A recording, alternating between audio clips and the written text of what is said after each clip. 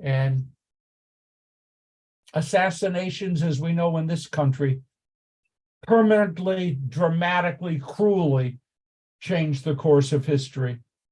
27th anniversary. Yeah. Mentioning anniversaries, November 9th through 10th, Kristallnacht. And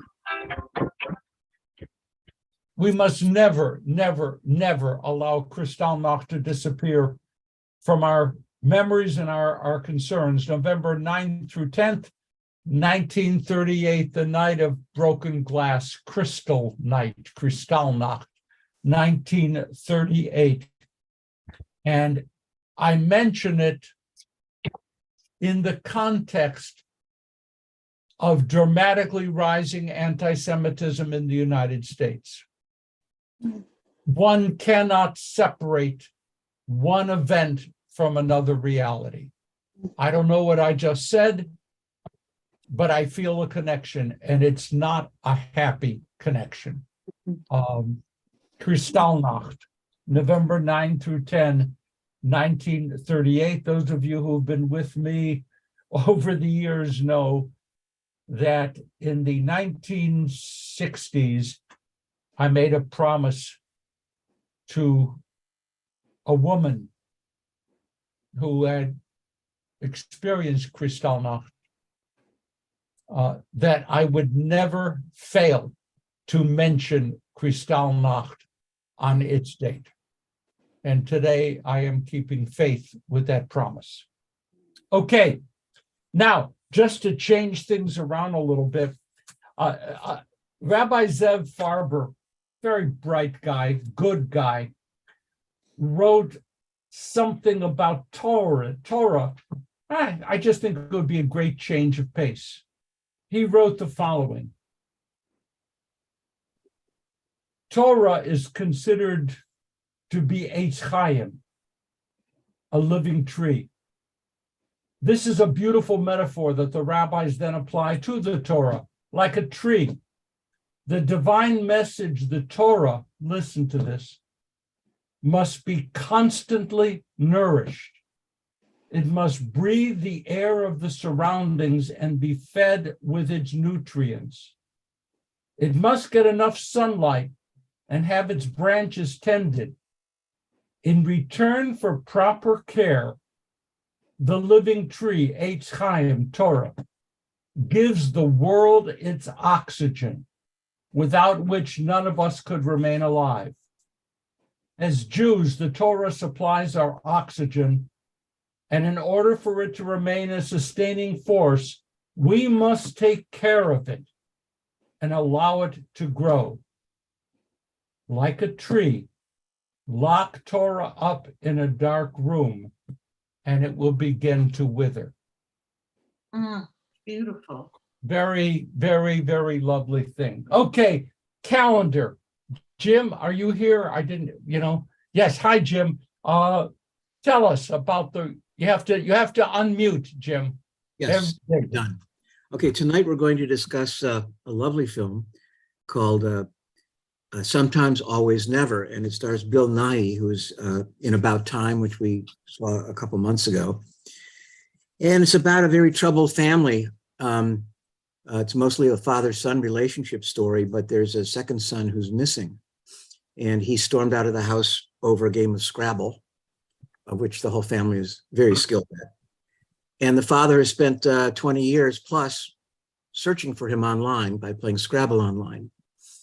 And his son, who's still with him and loyal, tries to get him to move into the present, but he can't. And it's a very surprising film because through this very simple premise, it takes us to what's really important in life. And given the somberness of the opening today, it's one small branch or leaf on that tree that will help us move on. And it's really worth seeing. It ends up with really a summation of what's important in life. Tonight at 7:30, it's called Sometimes, Always, Never, and it's available to stream on Amazon Prime. So hope to see you there at 7:30. Thank you very much. And Jim, every once in a while, I must embarrass you. by saying that you are the absolute epitome of what happens when a person has a righteous vision, and despite the world, makes that vision come alive. And you've given us a great gift. You've given Wilshire a great gift, and Yesher Koach. That's great. Thank you. No, thank you. Now, I do it for everybody else. yeah, but I periodically need to embarrass you, so that's important. Daylight savings ends 2 a.m. Sunday. Okay, just to be aware. Some of you may also be aware of the fact, I have this written down, November 8th, there are national elections in this country. You may not have been paying attention. November 8th, please, please, please vote. My current events class, I'm not going to say for whom, my current events class, where I do say for whom, alternates with Susan Nanis. So Susan is up, Rabbi Nanis is up on November 9th, and then I'm on November 16th, Wednesdays at noon. This past Wednesday, we did a painful, real exploration of what went on with the Israeli elections. It was great. And what is also great is the way many of you wrote to me afterwards with additional things and important things to remember. And it was really very, very nice. And thank you for that. So I'm up again Wednesday, November 16 at noon. And in case that week you don't have enough of me, on Friday, November 18th, I'm doing the Friday noon Torah study. And if you don't think that's a pain in the butt to have to come up with the Thursday evening Facebook posting, the Friday noon luncheon, Saturday morning Chevra Torah on the same Sedra and not repeat, okay? I just, in case any of you have any extra rachmanis, compassion, send it this way. So that's very good. That's November 18th. Checking in, first of all, hi, Mara and Harv, Donna, Susie, Tufan, I'm looking at you, Diane, Cindy, you look great. Nothing personal. It's not a public assault. You look great. Steve, Mona, hi. Hi, Merle, Brad, hi. Love the shirt. Very alive. Okay, Risa, hi. Good morning. Good morning, Doris. Good morning, Doris. How are you? Rebecca, hi. Zax, okay. Good to see you. Natalie, good morning. I didn't see Donna, but it's okay. It happens. Arthur, good morning, Arthur. Good morning. Good morning. Tomorrow, Boker Tov, Shabbat Shalom. Larry, the beard is getting serious, Larry, right? I've withheld comment the last couple of weeks, but I've been home alone the last couple of weeks because my wife is taking care of her mother out of state, but she comes back tomorrow and she does not like the beard. Point taken. Thank you. I mean, you'll keep it or you'll shave it if she doesn't like it. What's the story? I mean, which way are you going, huh? It won't be here. It won't be here. Effie, Shabbat Shalom, Effie. Shabbat Shalom.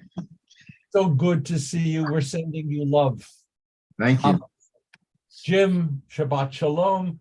Gary, hi, Gary. Good morning. Marina, your picture disappeared, but I saw you before. Hi. Lynn, you're coughing. What, Ken? Lynn, what? Don't be coughing. Okay. Ray Logan, Boker Tov, Shabbat Shalom. Eric in New York. Good to see you, Eric. Thank you for joining us. And, so Sue Casa sent me an essay that was printed in, my mind just blanked. What was it printed in? The magazine? The electronic magazine. Okay, anyway, it was one in praise of the new Israeli government. And Sue was kind enough to share it with me because my blood pressure was a little low, and this helped a lot, a lot. Howard, Shabbat Shalom. Good to see you. Donna, you did show up. Hi.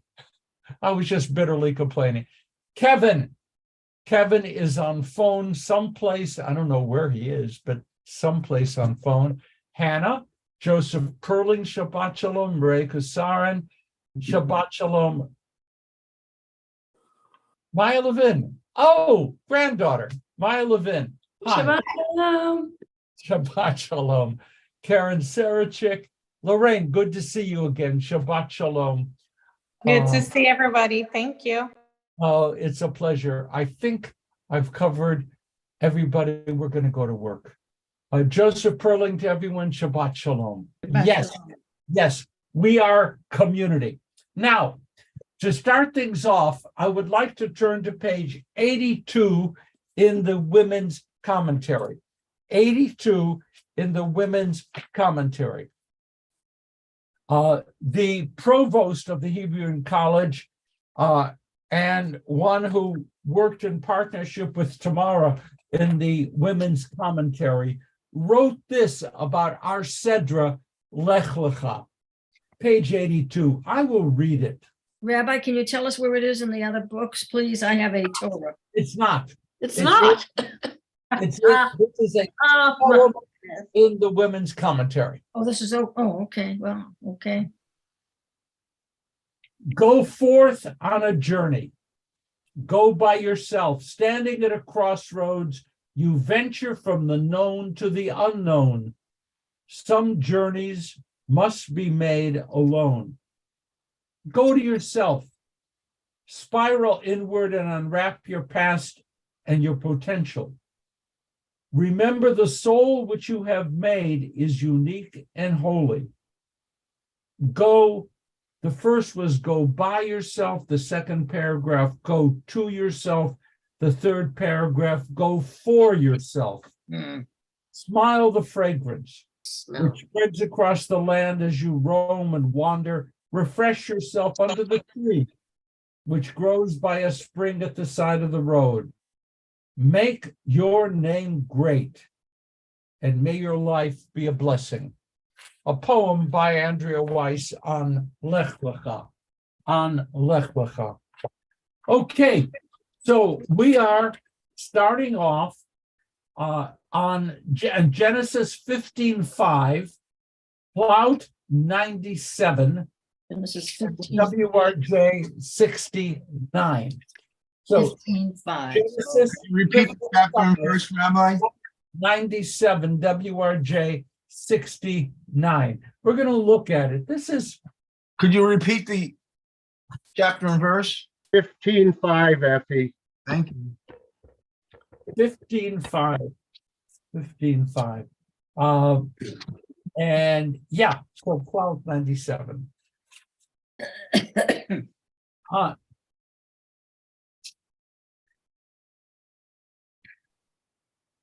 Abram and God are beginning to get to know each other, and a relationship is developing. 15:1 begins with, after these things, after God, Abram had been involved in a war with neighboring peoples in order to save his nephew Lot. The war ends, but God is very much in this development phase of relationship with Abram. After these things, don't be afraid. Have no fear. Have no fear. Al Tirah. It's a wonderful phrase. Have no fear. I am going to give you reward. And verse 2, Abram says, this means nothing. I have no son, no descent, no one to take over after me. And Abram said, I need family. I need physical survival. Verse 5, taking him outside, taking Abram outside, God said, turn your gaze toward the heavens and count the stars if you can count them. And God promised him, so shall your seed be. And Abram put his trust in God, who reckoned that act as loyalty in Abram. So what's going on here? Rashi says God is speaking to Abram in a vision. Abram is having a vision. Abram has a bunch of visions over the years. God speaks with him frequently. In a vision, God says, look at the stars. Go outside in your vision. But then the other rabbis jump in and say, God is talking one-to-one with Abram. And God is saying, go out, look at the stars, because those are things that other peoples worship. I am sending you there. Take a look at them. They are nothing in your life. Abram, look at the stars. They are natural phenomena, terrific. I am God. They are not gods. So is God deriding astrology and the worship of the stars? But then it gets fascinating. Abram, listen to God. I promise you descendants, but Abram will never have children with Sarai. What is the commentator saying here? What is the commentator saying? You, Abram, will never have children with Sarai. I thought Abram goes on and has, Ishmael and Isaac. What is the commentator saying? What's being said here? It's cute. It's clever. Abram, as Abram, you will never have a child with Sarai as Sarai. When you become Abraham, she will be Sarah and Isaac will be born. So in this way, God's promise is kept, but by a little bit of clever shifting around. One rabbi even said, when God says, turn your gaze toward the heavens and count the stars, so shall your seed be. Abram was transferred into the heavens. And God granted Abram a prophetic vision of the future of the Jewish people. Wow. Amazing. What's going on here? Now that we said nice things, what's going on here? Okay, Eric, you have your hand up? Where are you? Eric. You're muted. I'm okay now, but I saw when I went to the planetarium show at a museum, they said that the stars will be the navigators for the seamen and the ancient mariners. And now the Jewish people will become the stars and guide the civilization into goodness. Beautiful. Thank you, Steve. Or Mona. I don't know. It's Mona. These stars are so innumerable and such a critical part of the environment that to me it suggests a kind of out of time experience where the infinitude of God's power and the universality of this message. I mean, to have descendants as numerous as the stars puts an enormous responsibility on Abraham, because the magnitude of this influence is extraordinary. So I think it's an interesting, I certainly agree with the notion it's a kind of out of time vision. And also the very magnitude of it suggests that Abraham really better get the message right. Okay, Ray? Thank you. I am struck, as we discuss this, by the rhetoric of those few verses 5 and 6. As I look at it, and looking now at New Plout, the translation, taking him outside, God said, turn your gaze toward the heavens and count the stars. And then after that, in verse 6, and he put his trust in the Eternal, who reckoned that as loyalty in him. What I'm struck by here is the progression of coming from a very literal, physicalized, and corporeal kind of narrative. Verse 5, taking him outside. I mean, that's a very specific, almost anthropomorphic kind of depiction of God. So this is more corporeal than we see on average, I would guess, when God is discussed here. But then as soon as we reach what I see as a pivot here, gaze toward the heavens and count the stars, if you can count them. And that's almost, I experience something like a rhetorical point, because of course we cannot count the stars. They're too numerous and impossible to reckon. And then what happens in the narrative is we leave the world of the physical and the corporeal, and then go shooting off into abstraction. Verse 6, and he put his trust, what is trust? That's conceptual, in the Eternal, who reckoned. What is reckoned? That's internal. That is loyalty. What is loyalty?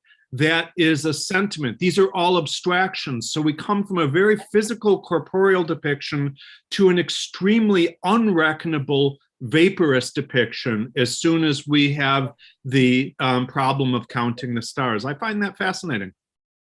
Thank you very, very much. Beautiful. I'd like also to point out this verse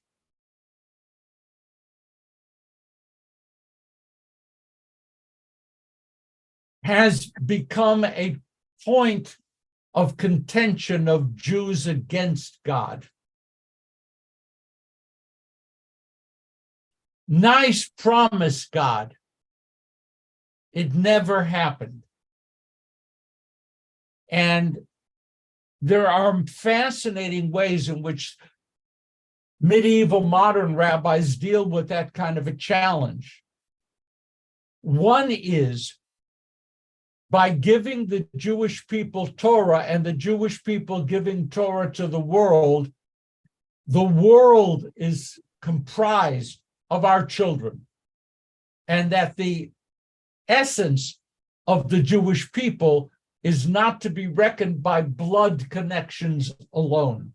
We are indeed as numerous as the stars in the heavens, count them if you can, not just as biological descendants, but as spiritual descendants. There's another part, goes the different direction, where some say we had a covenantal relationship with God, and God broke that relationship. We never were allowed to grow the way God promised that we would grow. The third view is much more contemporary. Thanks for the promise, God. Success of the covenant can be quantified. And following the Shoah, we have the obligation to multiply, to physically grow, to grow larger and larger in fulfillment of God's promise. You understand that these approaches differ dramatically from each other. Okay, I see Kevin iPhone, and there's one other I don't see yet. Who is the other who has a hand up? I don't Mara. see. Marv Harvey. Okay, Kevin, Mara Harvey. Okay, hi, Rabbi. I always wondered about the story about Isaac and, using him as a sacrifice. And here's where it says, and he put his trust in Hashem. And I guess this is the, I guess undying trust, or, as much trust that you could put into Hashem, is that you'd be willing to sacrifice your own offspring, which it also seems like it's not Abraham's offspring, because Hashem's the one who made it possible. I think that's great. By the way, we did a little bit of checking in. Kevin, do you know of anyone in this group who has a simcha coming up fairly soon? Oh, thank you very much for asking. My daughter in 2 weeks is having a bat mitzvah. There will be a Zoom link, or I don't know if it's a Zoom link or a YouTube link. I'm gonna, provide it. Yes, I am excited about that. Okay, it just occurred to me that you did have that, and we want to celebrate with you, Kevin, and that's great. That is terrific. Now, Mar Harv. So what strikes me here, and I think it's a little different from what Ray said, the phrase, count the stars if thou art able to count them. So my question is, what did Abraham need to be able to do to count them? Which then translates into, what do I as a Jew need to be able to do? How do I need to be able to live so that I will be able to count those stars? I am so sorry you weren't around when I was kind of scrounging every year for sermons. My life would have been a hell of a lot easier, Mara, but it's better late than never. Yeah, that's I have not thought of that approach. It's a very interesting way. Im tuchal, if you can do it. How can we, better than counting the stars, how can we appreciate better the ultimate beauty and sacredness of creation? Yes, how can I do? Yeah, great. I may use that again next year. Okay, Sukasa. Just briefly, it sounds like when God spoke to Job and he said, did you make the stars, and did you, to kind of show how great God was? And this sort of sounds the same way to me. Like, yeah, if you can count the stars, then you're like me, but you can't because I'm God and you're not. And that terrific. And of course, because I'm still very much an adolescent, I would have finished your comment by, I'm God, you're not, ha ha. But that probably would not be appropriate. I see Steve. I don't know whose hand. Okay, Steve, and then Brad. I was going to say, as we mention often, we don't count people. So being able to actually finish the count is not important, because we'll never know if the number of people equals that, since we don't count them. And the notion is just that we need to have, that there's going to be a large number of people and they will have an influence in the world guided by God. Thank you for that, Steve. I almost, what flashed through my head was count your blessings, right? And maybe that's not a Jewish thing to say. Count your blessings. And maybe we shouldn't do that. We should appreciate, we should be aware, but don't make a list. It's interesting. I have to worry about that now. Brad. Yeah, I'm sort of struck. I guess I'm picking up on what Kevin was saying about this asymmetrical relationship between God and Abraham, where Abraham immediately after being told this puts his trust in the Lord, and no skepticism.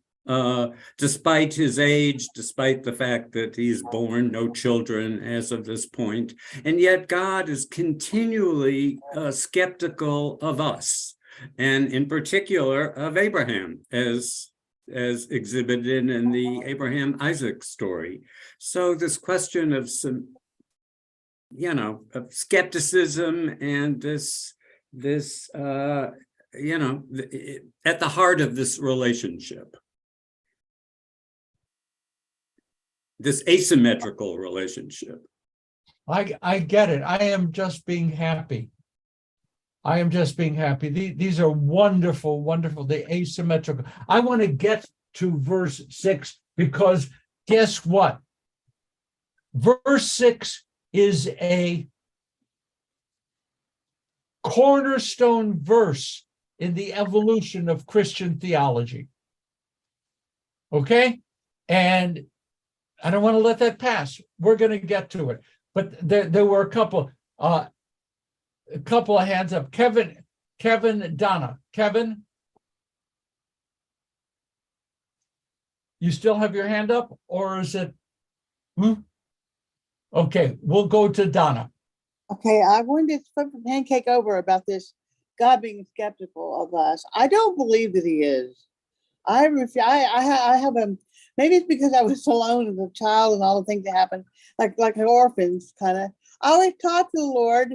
People thought I was talking to myself. I was praying because I just for safety and protection, not to go into my private life. But I believe that God is our Father. He's the King of the universe, and that He is intricately involved in our lives in every fabric of everything that happens every day in the universe. Everything is from God. It is good. I believe that. Thank you for that. There's an interesting thing here. We're gonna move forward right into it, and I was anxious to look at this. God says, "Look, count the stars." However, that is now to be understood by us. Count them if you can. And God promised, "So shall your seed be." God is making a promise. You are going to be the father of a vast multitude. Fine. And Abram's response, and Abram put his trust in the eternal. What's missing here? Listen, we're going to have to dive into this. Something's missing. God says, "I'm going to make you as multitudinous," is that a word? Multitudinous as the stars of the heavens. And Abram said, "Yeah." I like it. Something's missing. Proof. God, nice words. Show me something. Give me something. But Abram doesn't. What does he say? Steve? Well, proof is actually not important in this context. The actual root of faith is that you have this trust and belief without the proof, which I suppose is where you're going with why this is so important to Christianity. Yeah, that's actually the beginning, but not really there. There's more. But in the phrase, he put his trust. You use the word faith. Look at the Hebrew. The word for trust, vehemin. Vehemin. The word is emunah. Vehemin. He had faith. The word faith, Steve, is in the Hebrew. It didn't end up in the English, but it's in the Hebrew. Ve'emin, emunah, ani ma'amin, ve'emunah shlema. I believe. So what we're saying here is Abram had faith in God, more than just trust. He had faith, no questions. Some of the other patriarchs were not that kind to God. You know, like, if you do this, God, then I'll do that. Okay? A nice relationship, a business, transactional relationship. For Abram, it's not transactional. God promises, Abram buys. This is Abram, the founder of our people, the first patriarch. And one of the most important things Abram does is ma'amin. I believe. I don't need miracles. You don't have to split the sea. I don't need 10 plagues. I don't need any of this. God, I believe in you. So I think it's a really, I'm kind of sad it disappeared from the English, but there it is. Ve'emin Baronai. Okay, but we're going to go on. There's more. There's more. Abram asked for no signs and proofs. He just believed. And now again, the Hebrew is interesting. And Abram believed in God. Vayachshavehalo. I'm afraid that for me, the subject of that verb is a little weak. I'm not sure. God considered it, vayachshaveha. God considered this as something valuable, or it was considered. I can go both ways with it. But tzedakah is a strange word. Abram believed in God, and let's leave it at God considered regarding him as tzedakah. Righteous. And the English says loyalty. Tamara, please. It's not loyalty, it's righteousness. It's a justice and generosity language, not loyalty. So the whole thing, do you understand how the translator massaged this? But I don't think correctly, in my humble opinion. He's brilliant. I don't think correctly. Who reckoned that as loyal? First of all, I could have used the word if I were writing the Torah, but I was not invited to be one of the authors. I would have used the word instead of tzedakah, zechut. I would have put zechut in there. It was a great, valuable thing, a privilege, a meritorious thing that Abram did. But here is, Steve, where we get to a problem. Look at page 97, footnote 6. Page 97 in the Plout, footnote 6. Paul, in the Christian's New Testament, and I don't know why the editor put Christians in there. The New Testament is self-evident. It seemed weird. But Paul, in the New Testament, uses this verse to prove that merit depends on faith rather than the law. Ladies and gentlemen, this is a bedrock Pauline Christian doctrine based on this verse. Okay? Are you with me with it? I mean, I'm a little excited, but it is a seriously important verse. What did Abram do? Nothing. But he believed. And for Paul, belief trumps acts following the law. Do you understand how this is a sharp dividing line, a sharp line between Pauline Christianity and Jewish belief? Okay? We would certainly never say that emunah, belief, trumps deed.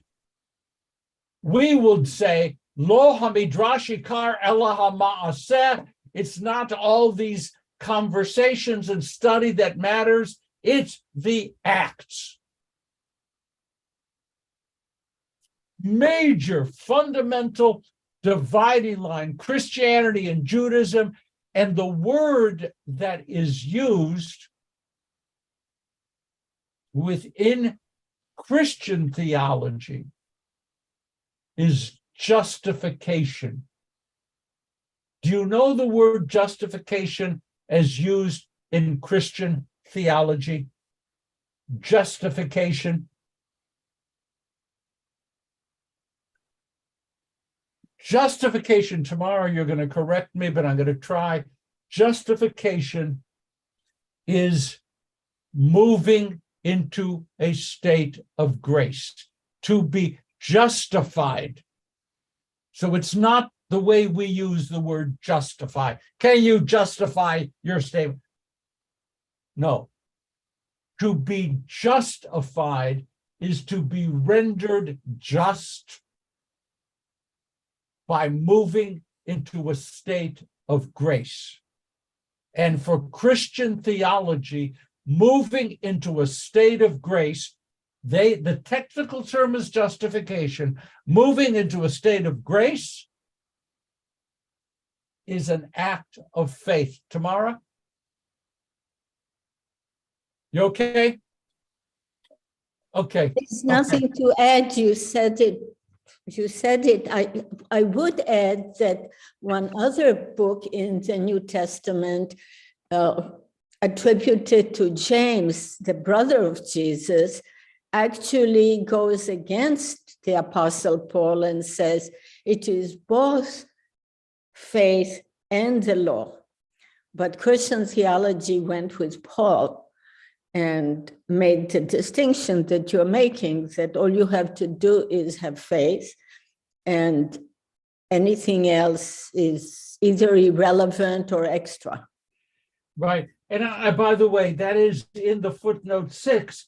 And again, I felt a weakness. I'm sorry for that. How many among us know who James was? James is dropped in with the assumption that by mentioning James, everybody knew. And I have to tell you, tomorrow, when I was preparing, I had to go check on who James was. Okay? My lack. Okay, please. Very good. Larry? So this is another one of those examples where I find myself having both a intellectual and visceral reaction to Christian theology, because what I see in this verse isn't somebody who suddenly had a leap of faith. What I see is somebody who really didn't have a choice. I mean, Abraham had already done all the things that God was about to reward him for.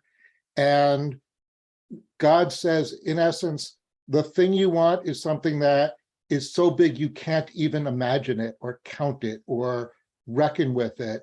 And Abram, the proof is going to be in the pudding. Either he's going to have a child or he's not. It's not like this is a situation for negotiation or asking for proof or anything. It's just, he's got no choice. He's got to accept what God is telling him, and we'll see what happens. So that's what I see here.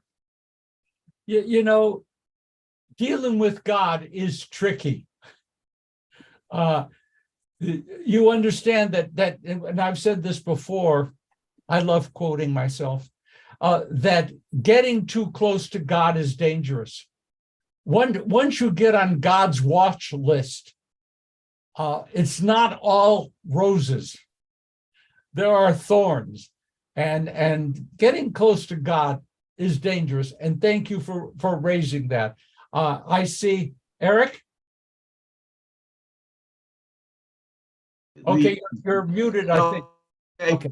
I want I heard an evangelist one time says, faith without works is death. You know, so if we're given a partnership with God to do his mission on earth, so that you know what I mean? I'm trying to get this straight. We are a partner with God to do the good stuff on earth so we can have a paradise. Okay, and certainly the term partner in Jewish theology is big. Partnership, very big. Because I heard of the book I and Thou by Buber, and I don't remember it too well, but I said, Buber says we form a partnership with God. I believe that's what the book was about. It's relationship. Buber would the be relationship, and maybe our relationship in this trust document. We're the executors. You know what I mean? We're the executors and the trustees. I'm sorry, but that's what came into my mind. You're a good Perry Mason. I call you the Perry Mason of Torah. You lead us down the path. You know what I'm talking about? I used to love the last 5 minutes of Perry Mason when everything was suddenly, and therefore you, I admit it, I'm an evil person. I love that show. Okay. You know, because the DA Hamilton Berger said, Perry Mason, are you leading the witness? That was my favorite line from this television show. Love it. I hope I entertained you for a while. That's my Rebecca. job. Thank you. Thank you. Rebecca? I find this fascinating because in the previous chapter, it almost feels like Abraham is just working on blind faith. Sarah is his sister, Sarah's not his wife, etc. But I also want to point out that there is no covenant relationship at this point. There is no covenant relationship at this point. Bingo. I love it when you guys lead into my next comment in my thing here. Fine. Yes, I got that.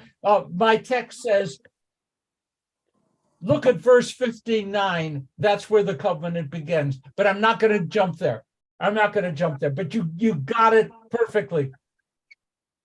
I have never read verse 7 before. I may have spoken the words, but I never read it. Look what God says after God reckons this as a privilege, a loyalty, a right act of righteousness.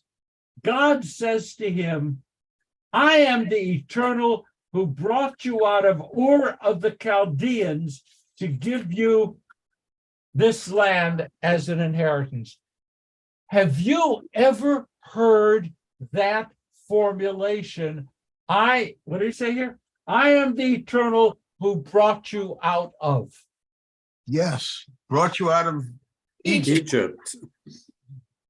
I have never encountered this verse with open eyes. God's at it again. I brought you out of Egypt, therefore. And God is saying to Abram, I brought you out of Ur of the Chaldeans, therefore. Rabbi, Brad? I'm sorry, Rabbi. I'm still hung up on your comment about Christianity, and can I go back to that for 1 second? Can I hold you? About trumping faith trumping the law. When you say the law, can we hold 1 second? Just 1 second. All I wanted to do was to point out that God insists on historical events proving the activity of God. And what's the expression? At times I want to hoist God on God's own petard. God, you want to prove your special relationship to the Jewish people based upon historic events. Well, God, I'd like to talk to you about that. I just wanted to finish my thought. That was my act of the appropriate Talmudic expression would be apikorsus. My non-faith-filled statement. Brad, please go ahead. Real quickly, I mean, your comment about Christianity arriving at the conclusion that faith trumps the law. By the law, do you mean the 613 mitzvot? And if so, yes, aren't we as Reformed Jews along that same path? Okay, anyone else have a question?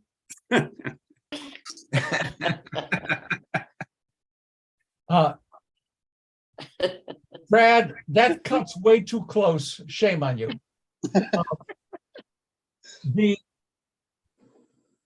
The statement, I am a Reformed Jew, I don't have to do anything, makes my blood run cold. Point, you're totally correct. If we give up on covenantal obligations, what are we? We certainly are not the Jews of Torah or of Talmud. And thank you for doing this right at the end of the hour. That's an extraordinary thing, but it deserves serious exploration. Yes, we are not committed through covenant to God by faith alone. We are committed through deeds referencing the mitzvot. But more than the 613, the rabbinic, the larger group. We're just at the end, we have to do Kaddish, a privilege to do Kaddish, but I'm going to say, Merle, can you do it in one sentence? You answered my question about not faith alone. I forgot to take my hand down. Oh, that worked. And Ray, last comment. Okay, a little redundant, so I'll just say it in a sentence as well. It seems to me that in verse sentence, when we've got the quote inside of the quote, I am the eternal who brought you out of her, etc., that throwing God's words back at God, I feel like we just had a little alpha male tete-a-tete here. God was like, if you can count the stars, and he's like, oh, I am the eternal big guy. And it's just sort of fun that they're matching tone to tone as they're both throwing down the gauntlet, as I experience this. I think that we really, these two verses, look what you've done with it. I think it's incredible. By the way, just as we end and move into Kaddish, what does God say? I brought you what? Out of where? Egypt. No. Here. Or Ur of the Chaldees. Where did Abram depart from on his way? Lech lecha, go. Haran. Haran. And the verse here says, I brought you out of Ur.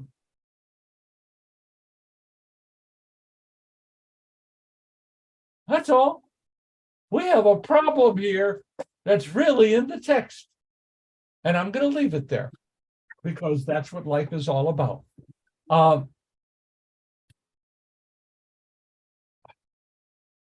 Thank you for today. Remember to vote. We're going to do Kaddish now.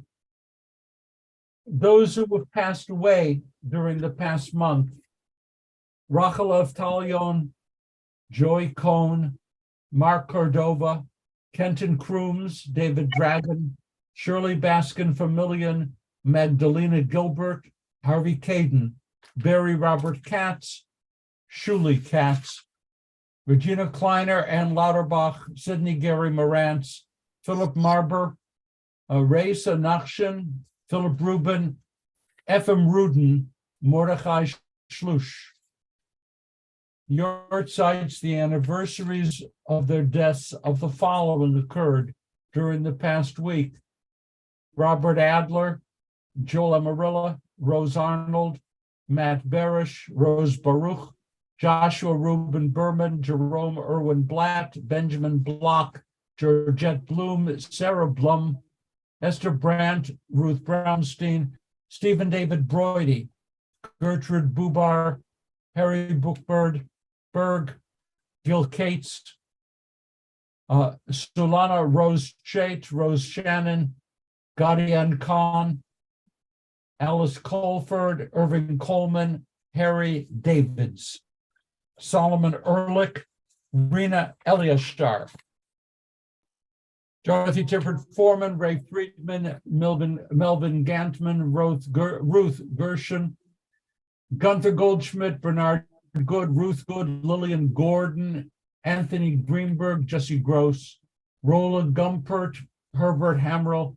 Marion Hirsch, Carlisle Immerman, Edward Jacobs, Bert Jarko, Jack Jonah, Hinda Kalkstein, Fred Khaled, Suzanne Kalik, Elliot Kapchin, Hortense Kaufman, Ellen Kaufman, Verona Kelman, Maria Korenhauser, Beverly Ginsburg Landy, Ellis Lansbaum, David Keen Levitt, Phyllis Levin, Dorothy Levine, Shirley Linda, Harry Lindman, Ida Lippy, Matthew Stephen Madwin, Betsy Marcus, Max Marston, Rose Mayo, David Migdal, Stanley Miller, Beverly Mitchell, Eugene Monkarsh, Jack Moyer, Claire Mullen, Frida Orkin, David Ort, Samuel Pensick, Adele Pollack, Samuel Prell, Yitzchak Rabin, Ari Ravid, Rose Reed, Ruth Rice,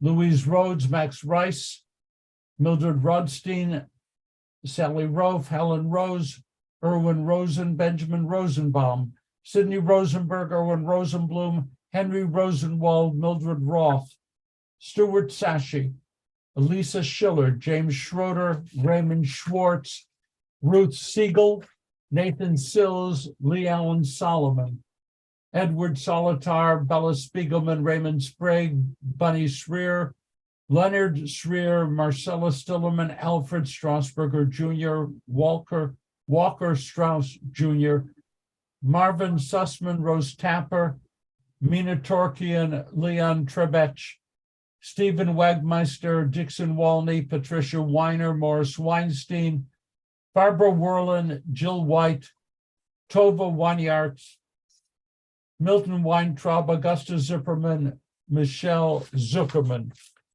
I apologize for names I mispronounced. If there are other names to be remembered, please speak their names aloud or in your hearts at this time.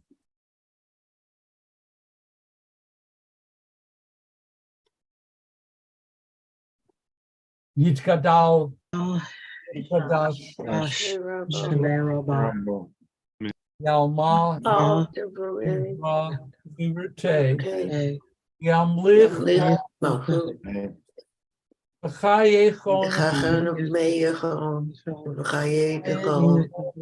Israel,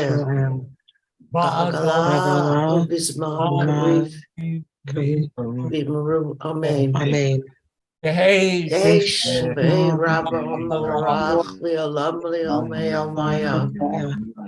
Yiparak, Yishtabach, Vipa'ar, Vitramam, Vietnase, Vietadar, Vietala, Lady Kudisha, the Elamim called Dear Fata Vishkata, Tushbata, Nahumata, Daniram, Vimru, Amen. Eish, Lama, Rabam, Shemaya, Chaim, Aledu, Israel, Amen. Osa Shalom, Hu Ya Aseh Shalom,